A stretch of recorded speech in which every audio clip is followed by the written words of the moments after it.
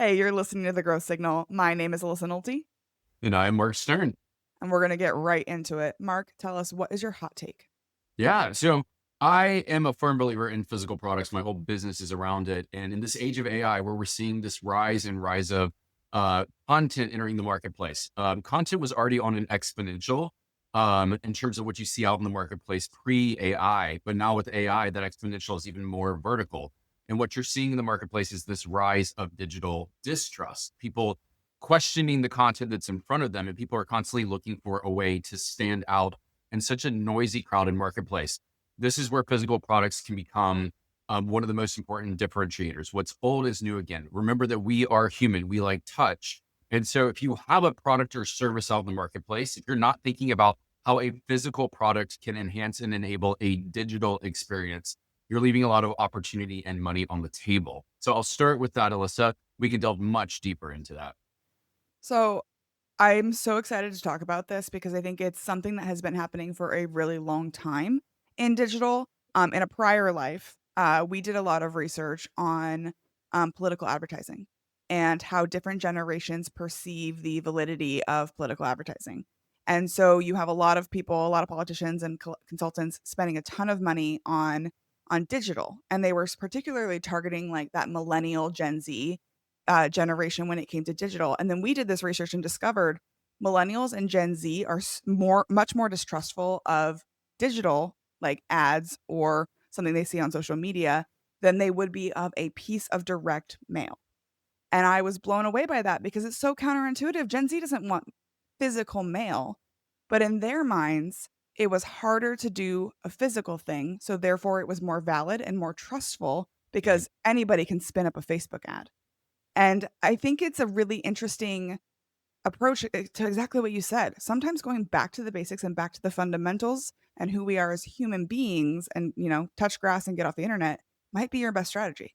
Yeah. And part of how we look at it is this way. It's what is experience? Experience is seen through the senses. So if you go down to Disney World or you go to your favorite restaurant, there's something about activating all the senses that's really, really powerful as a differentiator.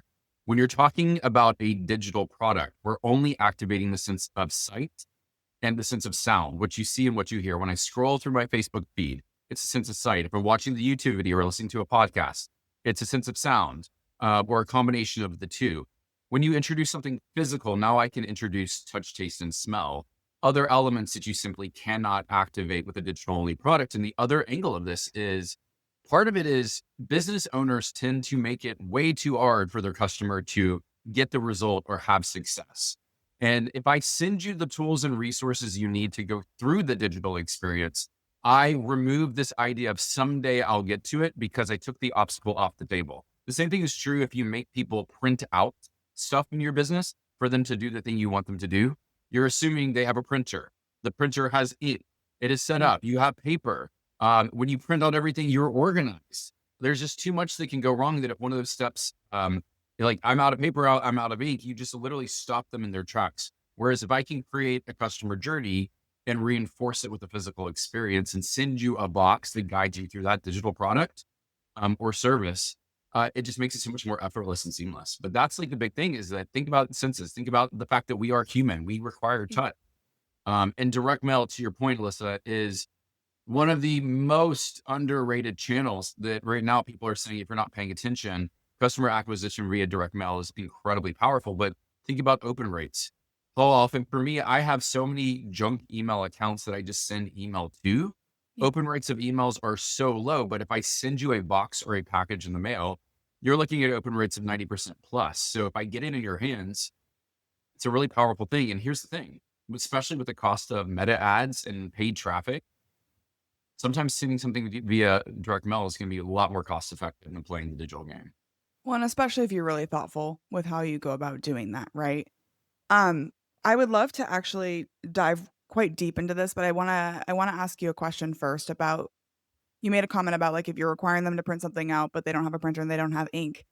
I have had experiences on the flip side where I've had people want to print something out. So I work in research. We get, reports, they get reports delivered to them. And one of the biggest complaints we got was, I want to print this out, but your PowerPoint is not designed to be printed. It's Yep. it's dark mode. And because I'm a millennial and I like dark mode. So it's Mhm. dark mode and I can't print it and like all of these things. And so I think it's really important that we all just recenter on you have to create experiences around the way your people that you're trying to connect with actually exist and work and want to experience the world, not the way you wish that they would, right? Like I go down to Disney World and Disney World is trying to create an experience that I want to keep coming back to. And yes, there's a little bit of like driving people in the direction you want them to go, but if Disney said we're only going to do the most efficient thing and we're only going to do all of these things, I forget the magic, right? But I want to exist in the magic. That's why I'm coming. Mhm. And so I think you have to have a really good understanding of who your customers are and how they want to engage the world, and particularly the world you're trying to create for them. Otherwise, you run the risk of what I had where they wanted to print, or what you mentioned where they didn't want to print, but they had to. Yeah, and I love this because you're talking about like it's okay for us as the entrepreneur or the business owner to hold a vision and create the vision and create the experience. But you have to remember that people will vote with their dollars. Like it's not Mhm. about them. It's about what are their pain points. How do we get them results or through that transformation as a result of the program that we create? And I will tell you this: we've launched products that what I thought would be the use case that we led with and versus like getting into the hands of the customers and seeing how they actually interacted with it were two completely different experiences, which when we then re-engineered the go-to-market strategy around how they started to use it, you see it take off in a very different way because it's not about me, it's about them. Right. And you have to exist in the way in the world that is, not the world that you wish, right? That's it. So let's talk about physical products because one of my favorite things, and I work from home now, but previously I worked in a physical office. And what we would do is what I called swag day, where one day I would just randomly walk in with a box of stuff for all the employees. There'd be like no order forms, no like heads up or anything. I literally walk in, I'd be like, swag day, and like that camel hump day voice. And everyone would be so excited. It was everybody's favorite day was when we either brought in swag or we brought in lunch. Not the days where we were doing anything other than, like, our normal work, but lunch and swag, those are the most popular days. So I can I see the love that. correlation between, and now I work from home, it's so hard to do swag day. Now I have to get their Okay. address, I have to know their sizes, like, it's a whole thing. But how can we create that same kind of, like, surprise and delight moment using physical products, to your Yeah. point, and do it in a way that feels like, we're not just throwing money at sending like, "Okay, I'm gonna send you a cup and a water bottle." Like, how can we be much more clever about that and much more human-centric about the experiences that we create? This is such a good question. So what I want to anchor on is we joke here at Custom Box Agency and we say that swag means stuff without a goal. And we say, stop sending people swag, stop sending them stuff. Because if you send me stuff and I don't have a connection to it, if there's no connection or community, it's just stuff. What happens to stuff? If you give it to me while I'm at a conference, it probably stays in the hotel room. If you send it to me, it Yeah, probably goes in the Goodwill pile. If I have no connection to it, I don't want to collect stuff with your branding on it. And right. so when you think about physical products, how we start to think about it is do we have a very clearly defined customer journey? And can I reinforce it in something physical? So, what I mean by that is the essence of every box we build out starts with customer journey, or it could be the employee journey as well. And we actually build out a map that has a beginning, middle, and end to it that is basically the recipe of the experience that you're about to go through. If I have that journey that I'm like, you're working with me, and for example, there's a program that I'm working with. I've been going through this physical transformation ever since crossing into my 40s. And the program that I signed up for is Six Pack CEO. Success is very clearly defined in this game. Success is, do you have a six pack? It's a yes or a no. And he's leading out these men entrepreneurs that are 40s, 50s, 60s down to a six pack. So he defined the terms of the experience or the game in a way that I know where I am and I know what success looks like. And then he provides me the pathway to getting that result. So, in terms of a box experience, what I'd like to see is break it down into phases. There could be like a couple different phases that navigate you to the result. And it just makes me get into momentum and have the micro wins throughout. So, part of how we may do this in an experience is you may receive a box that has a journey map that's like a 10,000 foot view of the experience that you're about to go through. And there could be a series of envelopes that you open when you earn the right to open that envelope. And inside the envelopes are the tools, resources, or the action steps you need to take at that point in the process. Ways that I could reinforce with swag is if you hit a certain milestone in the process, then I may say, I want to celebrate you. So let me send you the t-shirt, the jacket, the hoodie, the sunglasses, the hat, whatever the widget may be, the mug. but it has a different form of meaning. And a good example of this is, are you familiar with P90X, that whole craze that happened in the 2000s? Yes. Yes. I think I still have the DVDs stuck somewhere in my DVD graveyard. I was gonna say, and I still have the DVDs, but I have no DVD player. I have no Yeah, means. I don't either. I don't either. I don't even know if my PS5 will play a DVD anymore. I don't even know. I would assume, yeah, but it's what's so fascinating about that model is they don't send you a box of swag when you join P90X. They send you a box that literally has a welcome note, a getting started guide, a journey map, and all the tools and resources. So the DVDs to have the experience. P90X, for those who may not be familiar with it, is it's using muscle confusion and using your body to help you lean out to the best shape of your life. And they do this over the course of 90 days, and you just follow the protocol. When you get to day 90, what they have you do is they make you take your before picture on day one and your after picture on day 90, and you submit that to P90X. And when you do that, or you submit it to Beachbody, they send you a Team Beachbody t-shirt. And so they're trading a testimonial for swag, but the swag doesn't have the same meaning of just like giving me a shirt for showing up at an event. I just went through an experience over the course of 90 days. And at the end of the 90 days, you celebrated me. So for me, it's about achievement. It's about a shift in identity. That's what this t-shirt represents. For them, it's about social proof and extending customer lifetime value. Because what happens when they give you the t-shirt? They say, welcome to Team Beachbody. Now sign up for Shakeology or now try this next program. So they're constantly selling you the next journey. So this journey stacking idea to me is something that's really powerful. It can be easily engineered, but this is kind of how we start to look at physical products is I can take a business problem that you have. I can take your genius, your frameworks, turn it into a physical experience that allows you to get your time back. And it allows me to scale you in a way that you can serve more people with your systems, especially if you know it works. And I think also to that point is how many of us bought those P90X DVDs and never made it past, day 10 or whatever that is. Yeah. I know I didn't. I had all the best intentions, right? But, habits don't build themselves overnight. Yeah. And the idea that, you're not really out anything on that t-shirt, right? And it becomes an achievement thing. And realistically, when your goal is to get leaner and in the best shape of your life, wouldn't you want to have a t-shirt that fits that new body rather than the t-shirt that you would have gotten on day one, right? And almost can be like an advertisement of not only the testimonial, but the fact that you've earned this t-shirt and that's the type of body you want to see in your brand when your brand is getting the best shape of your life. Yeah.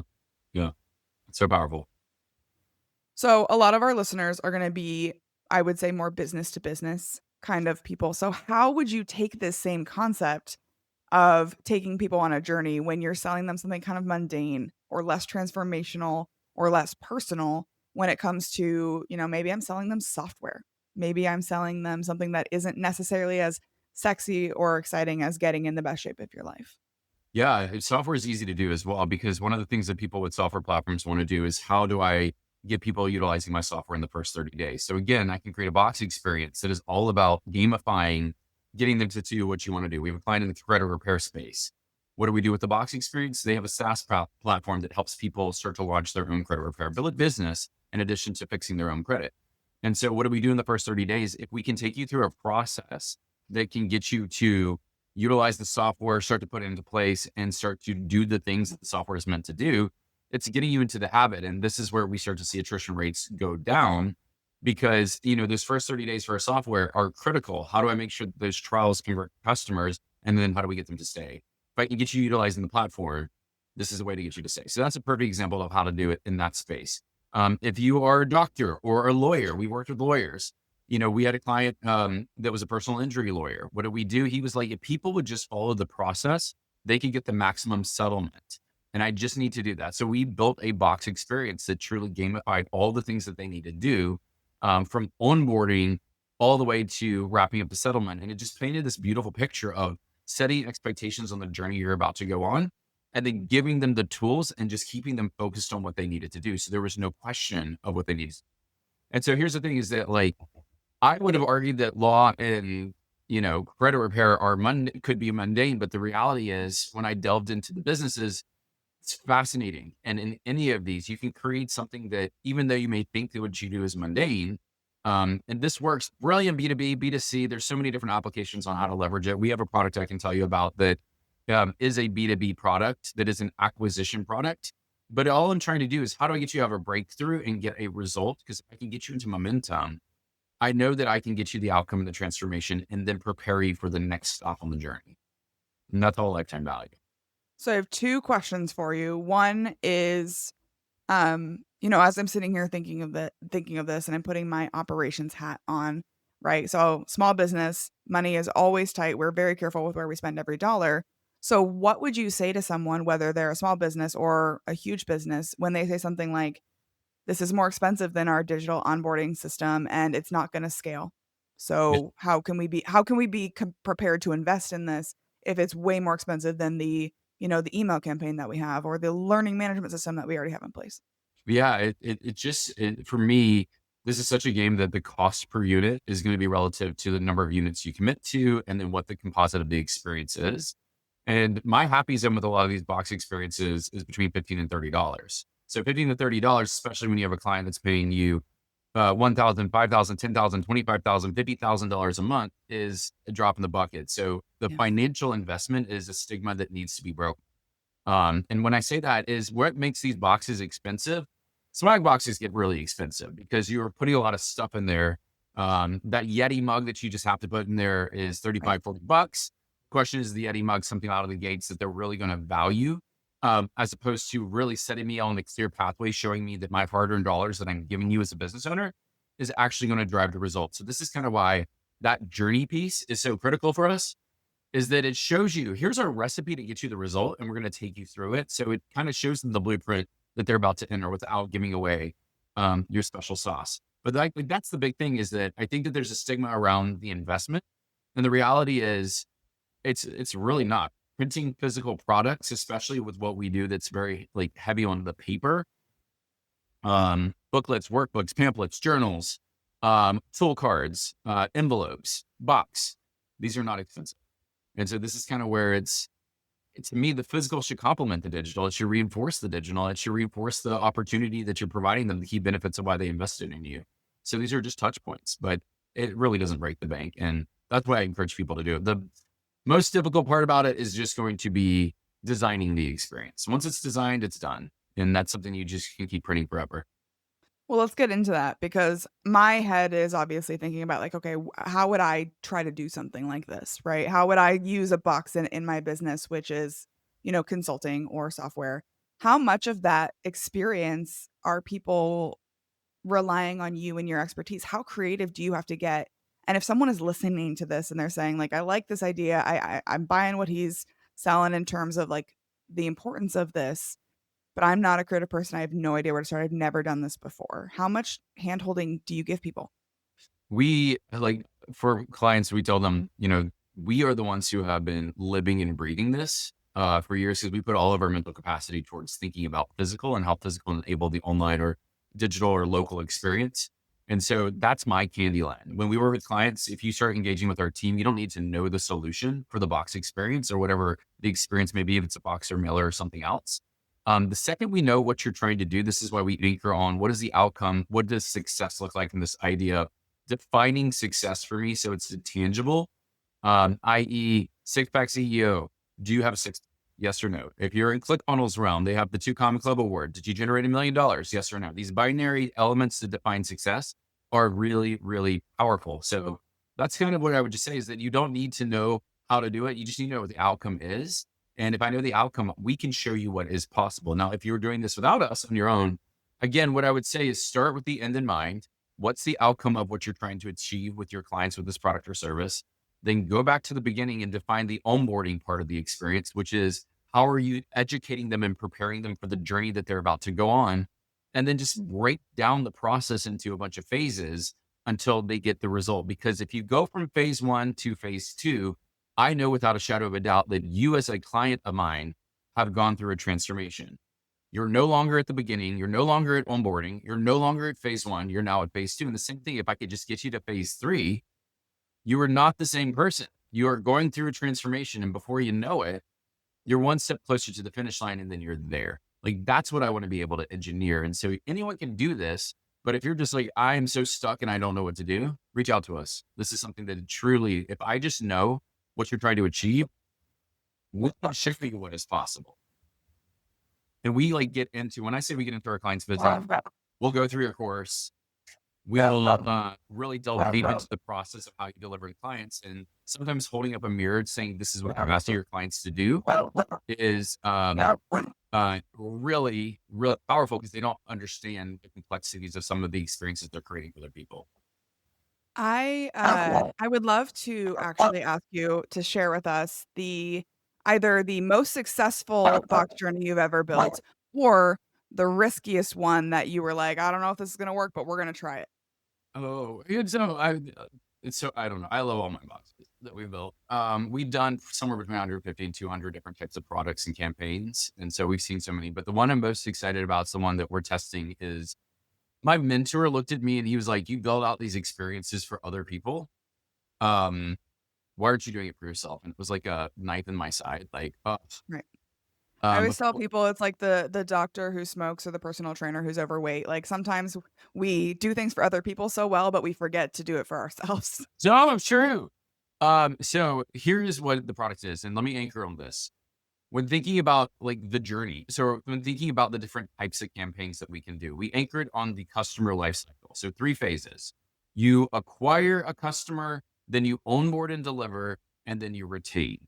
So if you're coming to me, those are three very different types of customer journeys or experiences that we can build out with boxes. Acquisition is how do people find you to buy your product or service.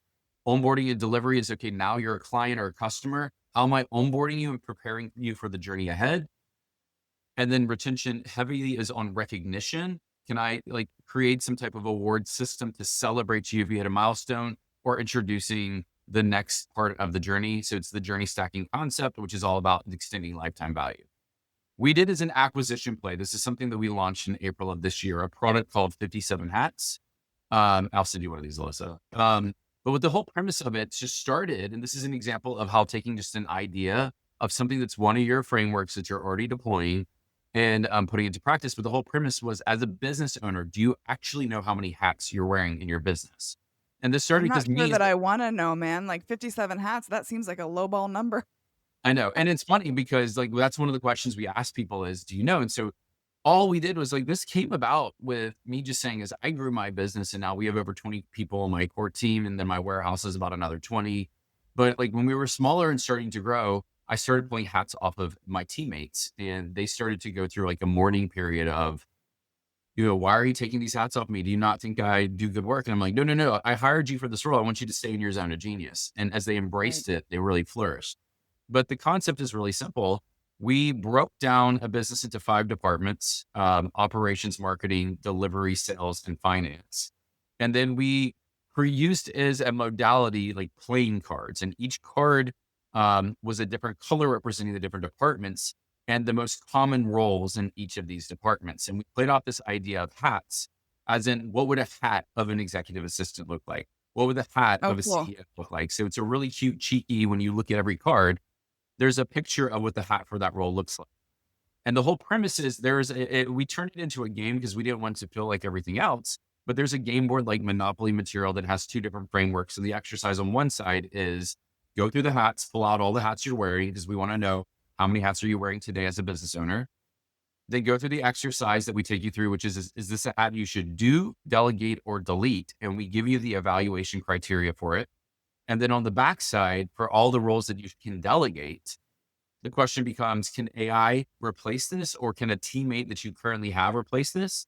Or is this something that you need to hire out? And in the online portal, which is where physical and digital come together, for every single hat in the box set, we give you the roles and responsibilities for that role, a job description you can swipe, KPIs you can consider tracking, sample interview questions if you're looking to hire that role, sample tests to evaluate their skills as well as their personality, Myers-Briggs traits. So I'm using this as an anchor to show we just took one of our frameworks, which is, I like, are these roles you should do delegate or delete, or how do we delegate this out? And we just turned it into a physical product. But as an acquisition play, when we introduced this to market, we introduced it to cold traffic. We did meta ads.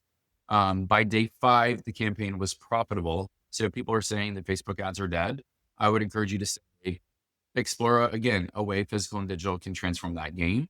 And to date, we've sold thousands of units of this product that has not only brought us attention and notoriety, but also Yeah. We've had big players in the market reach out to us about co-branding the product with us, about sponsoring the product. We're about to do with a company that has over 200,000 businesses in its network. We're trialing out doing local market dinners, leveraging 57 hats to guide these business owners through. So just Very cool. because we started with a physical product, it just kind of bloomed into this huge opportunity. And what's been really cool is we thought this was a self-diagnosis tool. People are now leveraging it in the marketplace as a sales tool, sitting down with prospects and taking them through the exercise to say, Yeah. how many hats are you wearing? And oh, by the way, if you hire us, we will replace all these hats in your business. Very powerful to show visually the things that you will be able to step in and take pressure off of other business owners. And so this is kind of where it's been a really cool campaign. It was designed as an acquisition play, which means on the back end, if you needed help staffing in our network, we have a staffing agency that can help support that. And so we've been able to get business as a result of that. We've been able to get leads and generate leads. And we've leveraged this heavily as a 3+ ship because the cost of the product is not much more for us than the cost of buying a book. And the question Right. is, would you rather read a book or would you rather go through an interactive experience in less than 15 minutes and have a breakthrough and be ready for the next? So this is kind of where physical becomes a really powerful, and it's I like, am obsessed with that. That is so cool. yeah, it's, So yeah, it's just taking a brain, like a framework that you already deploy and just building your product. These things don't need to be over engineered. right, and clever too, because a lot of people write books, right? I get asked probably every week if I'm writing a book. I am not, spoiler alert. Maybe Yeah, someday. maybe you should. Maybe Maybe we should. someday. Yeah. But maybe it's not. Maybe it's, instead of writing a book, maybe you make a set of playing cards. Maybe you make a Candyland-esque game. Maybe you think about the way that the people that you want to pull into your circle want to interact with the world. And if writing a book is the best way to connect with those people, then write the book. If it's playing cards, make the playing cards. Maybe you make custom tarot cards because that is the audience, what your audience cares about. Yeah. So I really love the idea of thinking outside the box a little bit, and that's obviously a play on the fact that you do the boxes, but thinking outside the box so we can create great experiences for our customers. I think that's a really important thing that we all need to be doing, because if you are not differentiating yourself in some way, you are not going to be in business much longer, especially with AI as it takes us down this road of sameness that I'm seeing. Yeah, same as this too. So the one thing I want to add that I think is also important is think about the things you naturally save in your life. And this is really important. So look around your home and go like, what do I save and why am I saving this thing? And so there's different Mhm. categorizations of things. So I know things that you reference, you're going to save. So when you buy that book, typically you don't read a book and throw it out. You put it on a bookshelf and it may Yeah. sit on that bookshelf for years, if not decades, if not generations. The same thing is with board games. When you play Monopoly, you don't play it once and throw out the Monopoly set. You keep the box. It's the container for the experience. It's something that truly takes up real estate in your house and you Yeah. never throw it out. And so for me, in this game we play as entrepreneurs, being top of mind is so important. So things like 57 hats and doing a box set, I want to take up real estate in your house. I know the bigger the box, the more likelihood someone's going to break it down and throw it out. So the sizing is really important as we start to think about intentionality. But I want, and this is what I see, I love seeing like videos in the wild and I can see in the background, there's our 57 hats box Yeah. because I want to create something, oh, by the way, something that business owners don't do well is go through this experience and I want you to do it again in the next 3 to 6 months. So reminding them to keep it to go through it again at a later date. The problem with digital content is sometimes they get behind some type of login screen that you forget that you have access to, but there's no physical footprint. There's no real estate. There's no element to be just easily top of mind. And if you're like me, I bought things and then years later be like, oh, that looks cool and bought the same thing and then realize I already had access to it. Because we forget with all the digital debt we collect as a result Mhm. of this. And then AI is just adding to it. And again, like I said, the rise of digital distrust, physical is such a powerful differentiator. Thinking about all the people that you know or aspire to know, who else is out there? Who else should we be listening to? Yeah, there's so many great ones. Right now, I love Dan Martell. I love Joey Coleman. I have a dear friend, Marisa Murgatroyd. All these people in some way are helping people. Like Dan is big about buy back your time. So a lot of what we look into these experiences is that how do we give you back your time as an entrepreneur? Because our time is our greatest asset. Joey Coleman and Marisa are two just geniuses when it comes to customer experience and experience design. And just to see some of the things that they're doing in the marketplace, they're just wonderful. And so those are some of the people that I I've met I've met all 3 of these. They're incredible individuals. That's what I look for is not someone who's a personality online. You meet them and you're like, "Oh, there's a massive disconnect." People who truly can show up of who they are and truly have their heart in the game in a way of like, how do I truly serve and help? So that's why these people really inspire me. And if someone is been listening to this conversation, they wanna learn more, they either wanna follow you online, learn more about these boxed experiences, or figure out what 57 hats they're wearing, where can they find you online? Oh, yeah. Thank you for asking. You can always check us out at customboxagency.com. It's a great place. You can schedule a free consultation with our team. We love to hear what you're doing. So come and share with us. In addition to that, feel free to find me on Facebook or LinkedIn. I love connecting with people on LinkedIn. But those are probably the best places. You can connect with me on Instagram. It's a growing channel. You'll see lots of my pictures of my dog as a puppy. But I would say probably LinkedIn and Facebook are the best ways to access me, or just go to our website. And for Well, 57, just go to 57hats.com, 57hats.com. perfect. Well, I will drop both of those links into the show notes. Thank you so much for joining me on the Grow Signal today. This was a really, really interesting and unique experience. So thanks for bringing us this experience on the podcast. Yeah, Alyssa, thank you for having me.